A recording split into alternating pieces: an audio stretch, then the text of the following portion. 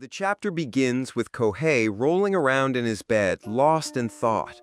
A flashback pulls him back to the moment when his springtime of youth seemed to be blossoming in the manga research club, where he was surrounded by the warmth of his wonderful senpai, Chizuru. But that fragile hope was quickly complicated when his hated ex-wife, Yuzuka, unexpectedly joined the very same club. Despite his inner turmoil, Kohei has to admit something to himself. Talking about manga with her is genuinely fun, something completely different from the shallow, juvenile conversations he endures with his male classmates. While they devolve into childish debates over guessing a character's cup size from a 10-year-old chapter, Kohei feels the vast gap between his mental age and theirs. Feeling disconnected and suddenly craving a good read, he decides to head out. His destination is a local net cafe, a place he remembers with a wry sort of fondness. In his past life, it had been nothing more than a refuge for his overworked body. But now, in this second chance at youth, it's a paradise, a place where he can read all the manga he desires. As he approaches the entrance, brimming with excitement, his footsteps freeze, because standing right in front of him is Yuzuka. They both point at each other in perfect unison, their voices echoing in disbelief. "What are you doing here?" After a brief, heated back and forth, where they both loudly insist they plan to spend their day off reading, they storm into the cafe together. Inside, their synchronized bickering continues like a routine they never forgot. When the employee asks if they're together, they both immediately shout, "We're here separately." Unfortunately for them, the cafe is nearly full. The employee apologetically explains that the only spot left is a two-person booth, a couple seat. The suggestion lingers awkwardly in the air before they both explode again in unison. "We are not a couple!" The flustered employee quickly assures them that they can still use it regardless, but the damage is done. Kohei, torn between his desire to read and his unwillingness to cause more trouble, reluctantly gives in. The booth is suffocatingly close. Kohei's focus crumbles under the weight of Yuzuka's proximity, made worse when she casually plucks the next volume of Tentama from his pile. He asks if she didn't get anything else to read. She shrugs and replies, "That should be fine. I like it anyway." That simple statement drags him into memory. He recalls the spirited, passionate conversations they used to have about this very manga.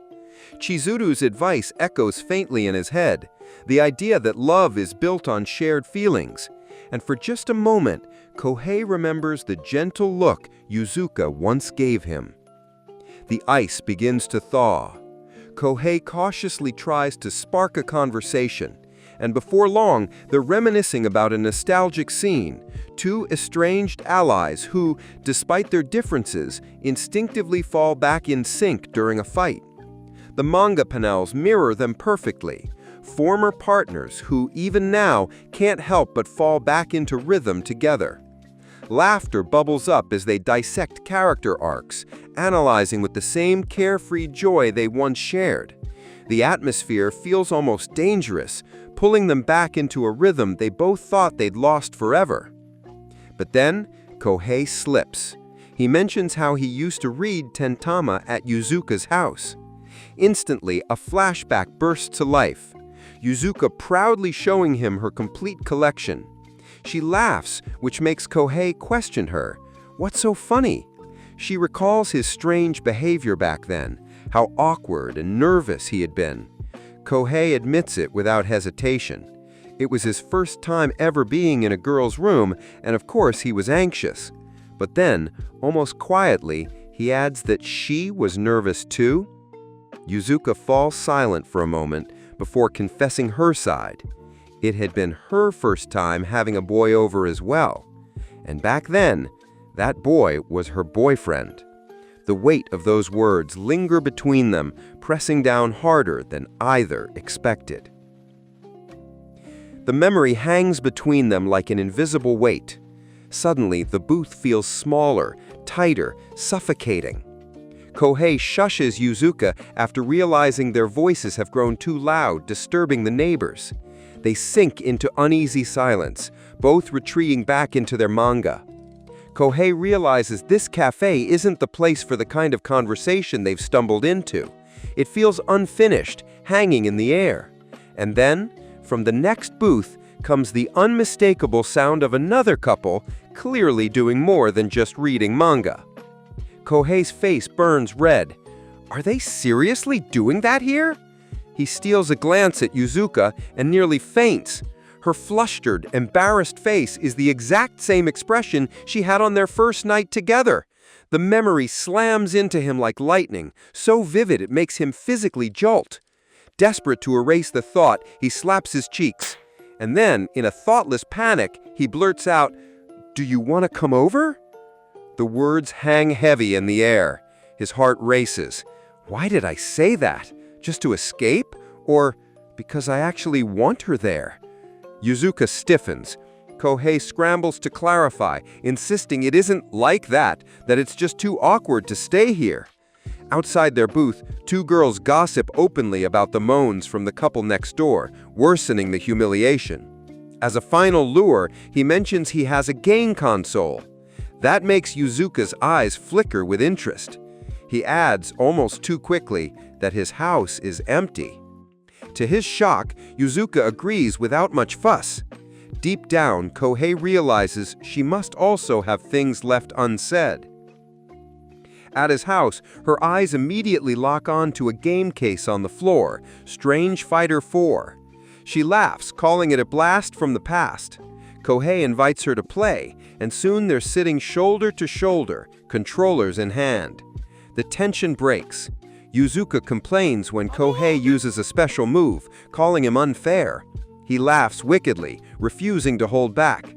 For the first time in ages, Kohei admits to himself he's having fun, real fun, the kind he didn't feel even when gaming alone yesterday. Match after match, the energy builds. Yuzuka shouts in frustration when she loses yet again. Kohei teases her, saying she should have picked a stronger character. But she refuses, stubbornly sticking to her favorite, the cute but underpowered Nyanders. Kohei feels a pang of déjà vu. The mood shifts when Yuzuka complains about the heat and tries to turn on the air conditioner. Kohei teases her, "If it's so hot, why not just take your top off?" She snaps back, calling him a pervert. He quickly denies it. The AC hums to life, and Kohei immediately starts shivering. Yuzuka smirks, teasing him for being so sensitive to the cold. He counters by pointing out she's too sensitive to heat. Their playful bickering continues until he groans for her to switch it off, but she refuses, worried her sweat might ruin the controller. He jokes that she must think the game is more important than him, but deep down, he knows. This silly friction, this back and forth, is the kind of everyday closeness he secretly misses.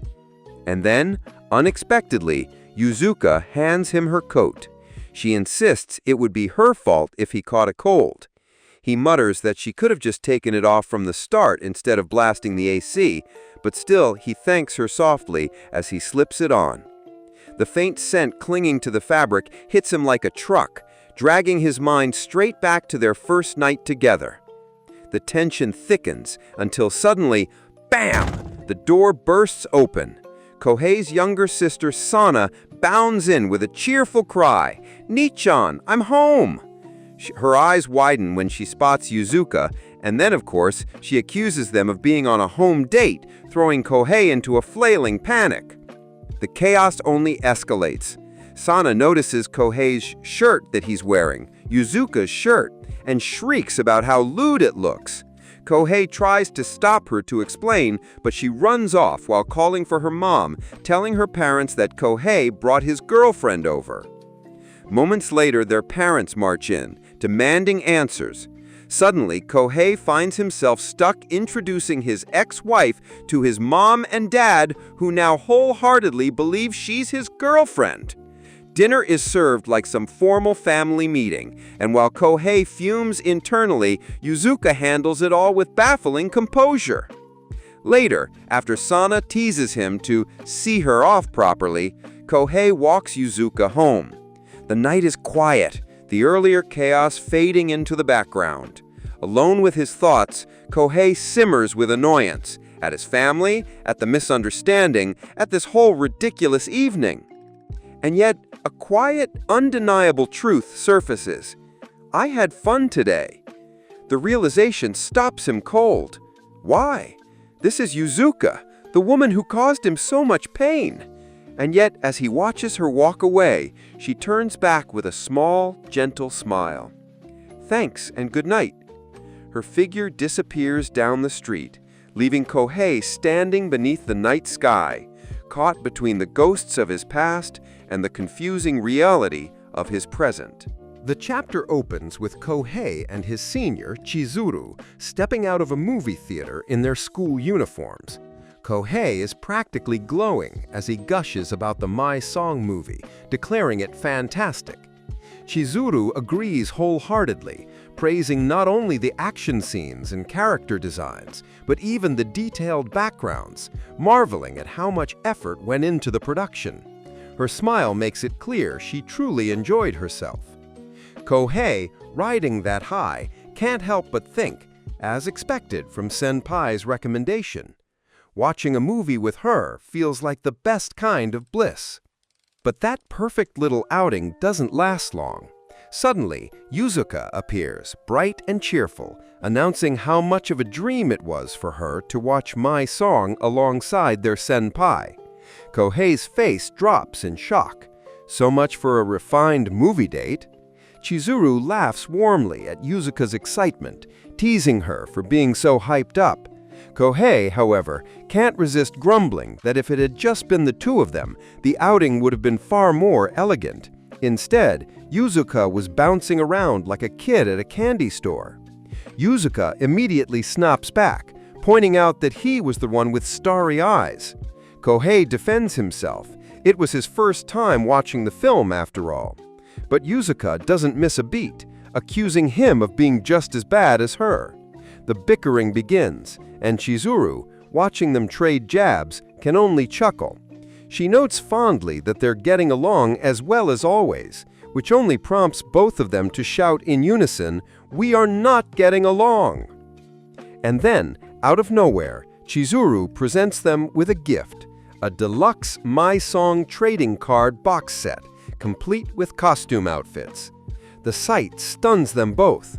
Kohei's jaw nearly hits the floor as he realizes this is the legendary box set, while Yuzuka exclaims that it's the kind of premium item that sells for crazy prices online. Their enthusiasm fills the air until Chizuru casually mentions that it's not considered premium yet. It might take another 10 years. Kohei, panicking, warns Yuzuka not to blurt out any future spoilers. But Chizuru just smiles mischievously, encouraging them to try it out at home. After all, it's just a kid's game, it shouldn't be that hard. Kohei hesitates, suggesting that maybe Chizuru should play too, but before he can finish, Yuzuka enthusiastically adds that their senpai should join them. Chizuru simply waves with a mischievous smile, joking that she wouldn't dare to interrupt a couple on their honeymoon, but that they'd better send her cosplay pictures. Both Kohei and Yuzuka immediately explode, screaming, "They're not a couple!" Kohei narrates with disbelief. Somehow, he's found himself about to play a children's card game with his ex-wife. And so, the two end up battling it out at Yuzuka's house. Inside her home, Yuzuka casually tells him to dump his stuff on the sofa. Kohei, looking around, notes to himself how nice her house has been since high school. He reflects that her father, now ex-father-in-law, must have truly treasured her to provide such a place. More than that, he's surprised that Yuzuka has the guts to let her ex-husband into her room at all. His thoughts are abruptly interrupted by the loud growl of his stomach, earning Yuzuka's annoyed glare. With a heavy sigh, she finally ties on an apron, muttering, "It can't be helped." What follows is a warm scene of home cooking. Yuzuka fries up croquettes, steam rising from the pan, side dishes laid out neatly on the table. She sets the food down and tells Kohei to eat before it goes cold. Kohei's eyes widen. It's his favorite dish. Suspicious, he wonders if there's a catch, but wisely keeps his mouth shut. Instead, he digs in. The crispy crunch fills his ears. The taste immediately wins him over. It's delicious. Yuzuka smiles softly at his reaction, glad to hear it. She explains that this meal is her way of repaying him, since she'd eaten at his place the other day. Kohei admits inwardly that it makes sense, but he can't help reminiscing. It's been a long time since he last tasted her cooking. Back when they were newlyweds, he used to rush home just for meals like this. A flashback plays in his mind, Yuzuka greeting him at the door with a gentle, "Welcome home, Kohei." But then memory twists. Her voice echoes the words she once nervously asked him, "Dinner? A bath? Or maybe herself?" Even though it embarrassed her terribly, she did it just to make him happy. Kohei remembers those as the best days of his life. But then reality hits. Things changed. Work got busy, and when he couldn't come home on time, Yuzuka would still wait for him, upset when he didn't answer her messages. Their happy dinners turned into late-night arguments. He recalls walking through the door exhausted, only to be greeted by her sharp words. He had been crushed by overwork from his company, and on top of that, her cold attitude made him want to avoid home at all. Still, he admits to himself, maybe she was just worried about him all along. Maybe if they just talked properly, things could have turned out differently. Back in the present, the mood shifts as Yuzuka brightens up and suggests a wager to make the card game more interesting. Loser has to do a forfeit. Kohei grins at the idea and raises the stakes. If she loses, she has to cosplay. Yuzuka flares up instantly, refusing, but Kohei teases her, reminding her that she once said she wanted to try cosplay. With a huff, Yuzuka throws the condition back at him. If he loses, he has to wear it instead. Kohei is horrified. Cross-dressing? But Yuzuka smirks. It's only fair after all. Kohei, now burning with determination, vows not to lose. The card battle begins in earnest. Kohei declares his special attack card, Best Friends Duet, and slams it down in victory. He shouts in triumph, while Yuzuka slumps, shocked that she actually lost. She tries to argue, but Kohei proudly reminds her that he's been playing since primary school. There was no way she could win. Now it's time to honor the wager.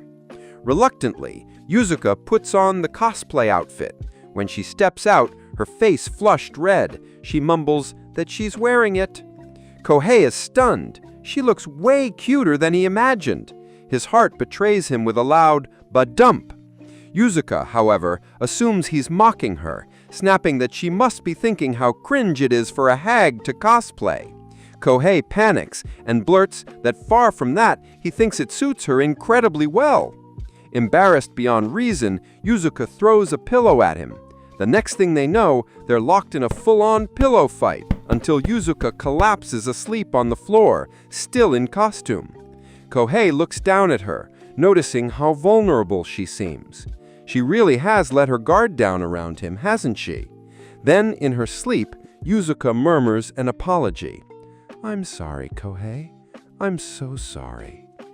It makes him remember their countless petty fights, from deleted save data to stolen pudding cups. Despite the silly squabbles, his expression softens. Quietly, he drapes a blanket over her and thinks to himself, I should be the one apologizing. Later, Yuzuka awakens groggily, still in costume, and is shocked to find it's already 10 at night. Kohei thanks her for dinner and prepares to leave, but just as he's heading out, she hesitantly asks, "When are you coming over again?" The question hangs in the air. She tries to cover her nerves by suggesting they still have plenty of cards left and more outfits too. Cosplaying together would be fun, right? Kohei hesitates, pointing out the obvious. They're divorced. Isn't this kind of thing off-putting? Yuzuka admits that yes, parts of him still annoy her, but things aren't nearly as bad as they were before. Looking straight at him, She asks if they can at least be friends. Kohei takes her hand with a smile. Maybe they failed as husband and wife, but perhaps as friends, there's still something worth keeping. But then, in typical Kohei fashion, he ruins the mood by joking that there's still one problem. What if she falls for him again? Yuzuka explodes in disbelief, throwing his own past confession back at him. The two immediately descend into another shouting match, swearing they'll never fall for each other again. Their voices practically crackle with electricity, echoing across the neighborhood. 1 week later, Kohei is trudging through school, looking miserable. His classical literature test score is abysmal, and worst of all, he's got a study session with Yuzuka waiting. He already knows she'll rub it in his face. Just as he sighs over his fate, his phone buzzes. The caller ID shows it's Akabane senpai. When he answers, Chizuru's voice comes through, sounding flustered. She asks if they could meet up, just the two of them. Her tone is serious, almost urgent, as she adds, "It's regarding something I can only discuss with you." The scene cuts to Yuzuka, sitting alone in a cafe, glancing at her phone with a frown. She sighs, wondering why Kohei is so late. And with that, the chapter closes, dangling a new thread of tension. The chapter opens in the quiet of the school clubroom, where Kohei is suddenly summoned by Chizuru. She apologizes for calling him out so suddenly. Kohei responds nervously, and inside he thinks about how unusual her expression is. Chizuru steps closer and takes his hand, asking him for a favor. Her words trail off, leaving him tense and anticipating what she might ask. In a close-up, Chizuru makes her request. She wants him to help her with manga editing. Kohei is completely shocked, unsure how to respond. She explains that she has been observing him in the club and believes he has a unique talent for predicting outcomes and developments. Kohei, thinking about his life experience, reflects that he does have a sort of new game plus perspective. Chizuru emphasizes that this skill is valuable not just for manga, but in general, and she earnestly asks him to lend her this ability. Kohei hesitates, feeling uncertain but intrigued. Suddenly remembering another appointment, Kohei panics. He realizes he's late for meeting someone else and quickly apologizes to Chizuru, promising to talk later. He rushes off, hearing her playful call to think about it, as he worries about Yuzuka's reaction. Entering the cafe, he wonders if she's angry and notices her sitting with a handsome blonde boy. The boy finishes his conversation with Yuzuka, asking her to think about his proposal, then leaves. Kohei approaches and sits down. Yuzuka immediately calls him out for being late, and he sheepishly apologizes. Curious, he asks who the boy was, and Yuzuka replies casually that it was Yamada-kun from the football club. Background chatter and laughter fill the scene. Kohei sits there processing the news. Yamada-kun, the ever-popular star of the soccer team, has just asked Yuzuka to become the team's manager. He recalls how admired he is, especially by girls, and can't help but feel uneasy.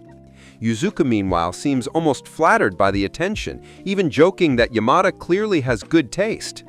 Trying to hide his own nerves, Kohei asks if this means she won't have time for him anymore. Yuzuka tilts her head, confused, and asks why he's acting so upset. Kohei quickly denies it, but the mood shifts into playful bickering. Yuzuka narrows her eyes and teases, suggesting he's just jealous of Yamada. Flustered, Kohei blurts out that he isn't jealous at all. Instead, he snaps back, insisting he's nothing like her, he's not the possessive type. That jab, however, only enrages Yuzuka further. With her cheeks puffed in frustration, she storms off, stomping her foot, and fires one last insult over her shoulder, calling him the worst.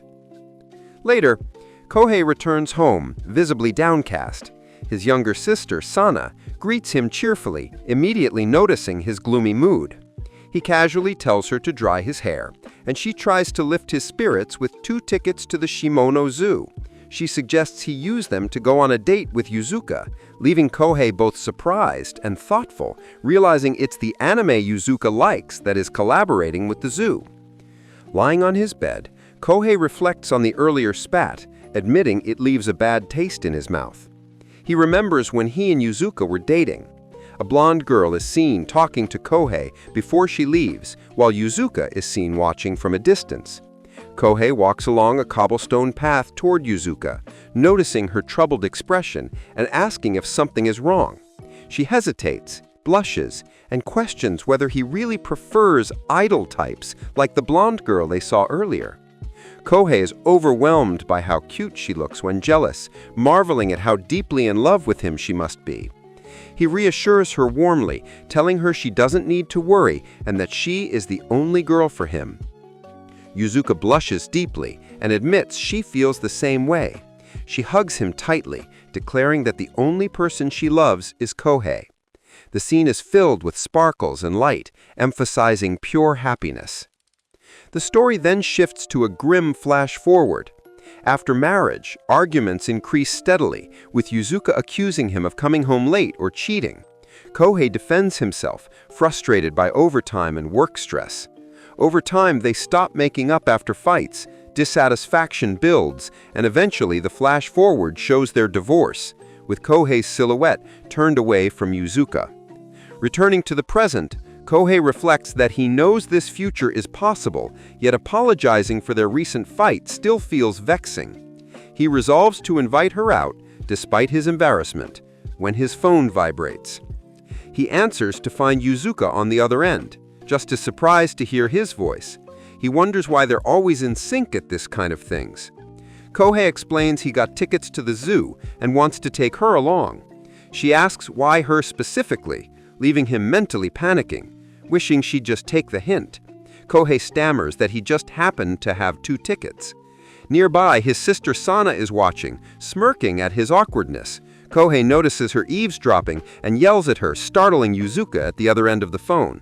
But then, Sana calmly tells him that he won't get his true feelings across unless he says them properly. His eyes widen in shock.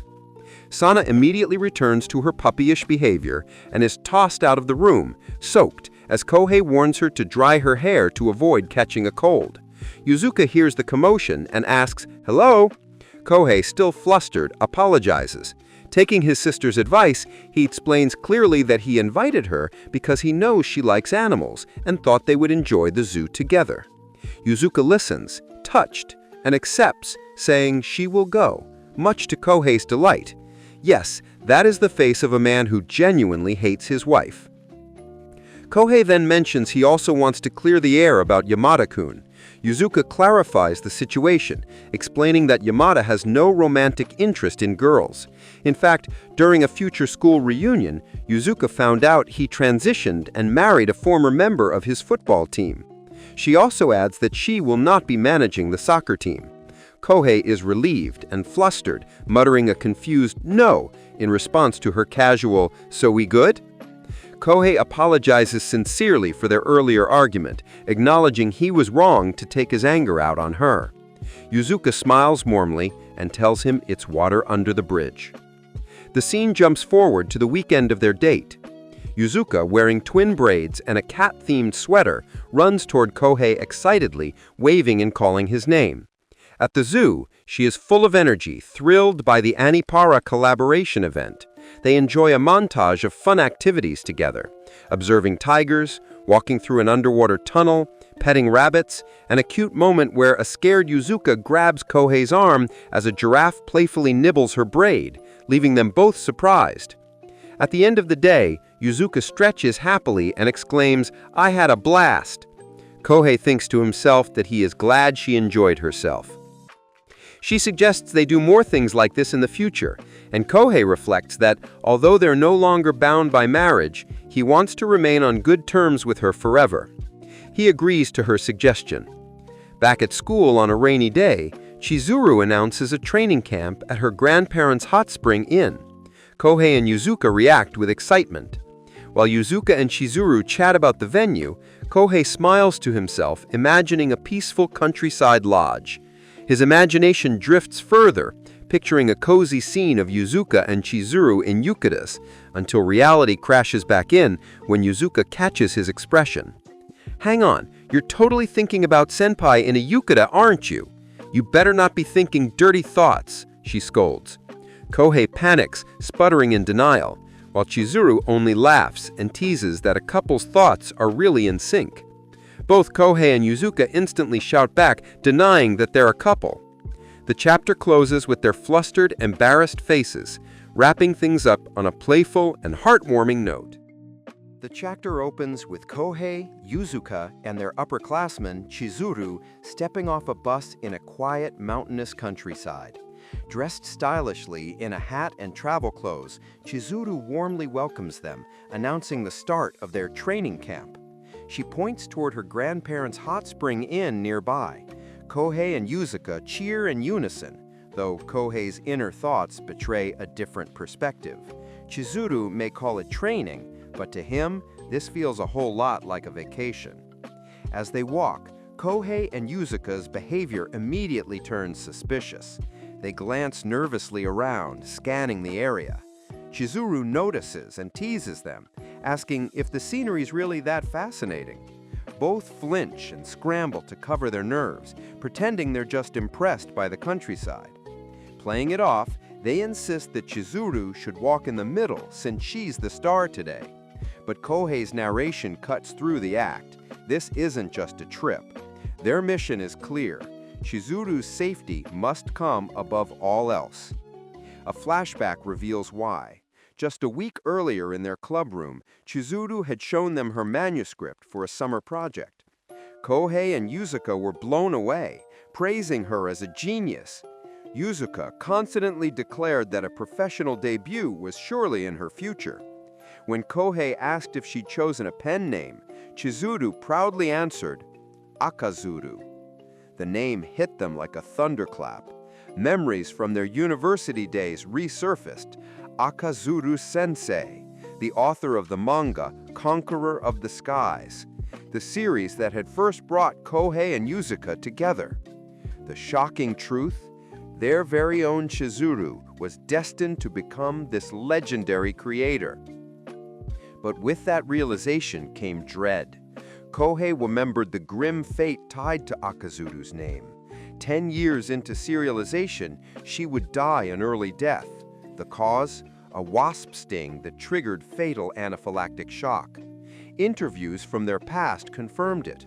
Chizuru herself had once admitted that in high school, during a training camp at her grandparents' inn, she was stung and barely survived. That event would later lead to her tragic death after a second sting years later. Kohei and Yuzuka realized their mission. If they could protect her now, at this very camp, they could rewrite her future. The two clink soda cans, making a pact to protect Chizuru no matter what. Soon after, they arrive at the inn, greeted warmly by her grandparents. Chizuru insists the place is fully booked, so Kohei and Yuzuka can relax.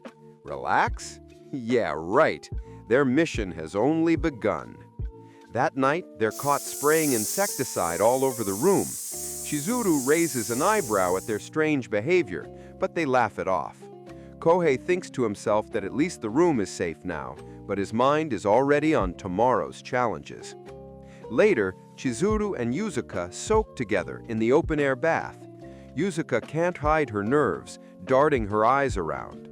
Chizuru gently reassures her, promising to protect her if a bug shows up. The conversation shifts. Chizuru asks how Yuzuka and Kohei first met. Yuzuka fumbles, almost blurting out university, before quickly correcting herself to middle school. She recalls seeing Kohei reading her favorite manga, and their bond grew instantly from their shared passion.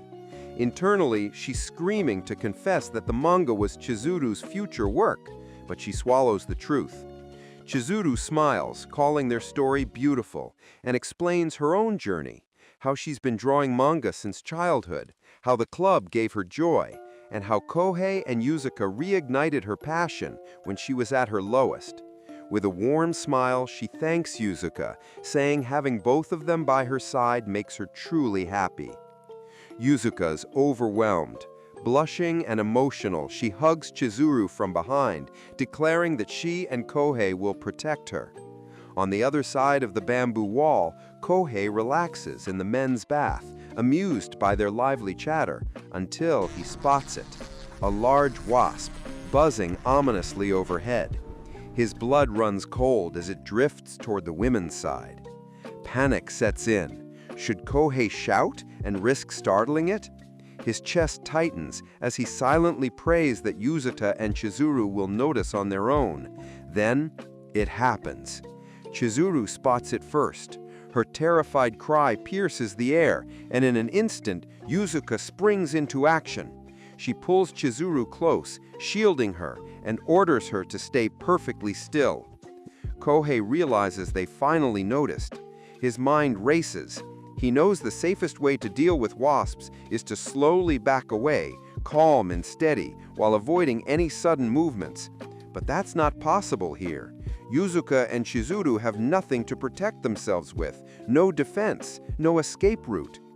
Nervously, Kohei dares a peek into the women's bath, internally apologizing to Yuzuka and Chizuru for even looking. But what he sees makes his blood run cold. They're cornered.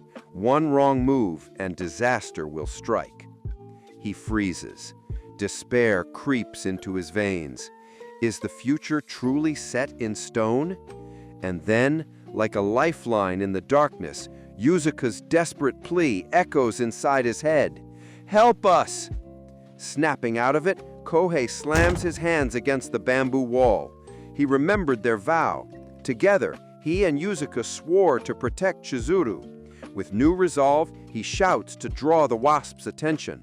It works. The insect darts toward him. Chizuru and Yuzuka look up in shock as Kohei steps forward with bug spray in hand. With perfect aim, he unleashes a direct stream. The wasp sputters, falls, and hits the ground with a splat. Relieved but still shaken, Kohei admits he's glad he brought the spray. Chizuru thanks him sincerely, calling him their savior. Yuzuka, naked and trembling from adrenaline and fear, suddenly grabs him and then leaps into his arms, clinging to him tightly. Kohei is stunned, blushing furiously, while she tearfully thanks him again. But the romantic tension is cut short when Kohei tells Yuzuka that Chizuru is watching them, amused. Chizuru teases them, saying that sometimes being scared can also bring good things. Later, Yuzuka and Chizuru try to convince Chizuru's grandmother that the door fell because it's old, while Kohei internally apologizes for the damage he caused. Somehow, they've covered their tracks. That evening, dressed in yukatas, the three relax inside. Chizuru asks how she can repay them. Cheekily, Kohei and Yuzuka ask to be first in line for her autograph when she debuts. Smiling, Chizuru agrees, but surprises them both by revealing she always intended to make them her editors. Both are shocked at the request. She even jokes that having a married couple as editors would be romantic. Both Kohei and Yuzuka explode in embarrassment, shouting in unison that they're not a married couple, while Chizuru laughs heartily at their reaction. Kohei reflects in his thoughts. They managed to change the future where Chizuru dies. And maybe, just maybe, if he and Yuzuka keep working together, they can change their own fates as well. The chapter closes on a hopeful, heartwarming note, with Kohei and Yuzuka side by side, their bond stronger than ever. And that's where we'll leave Kohei, Yuzuka, and Chizuru for now. Their mission isn't over yet. The final part of their story is coming soon, and trust me, you won't want to miss what happens next. If you enjoyed this recap, make sure to hit that like button and subscribe so you're the first to know when the conclusion drops.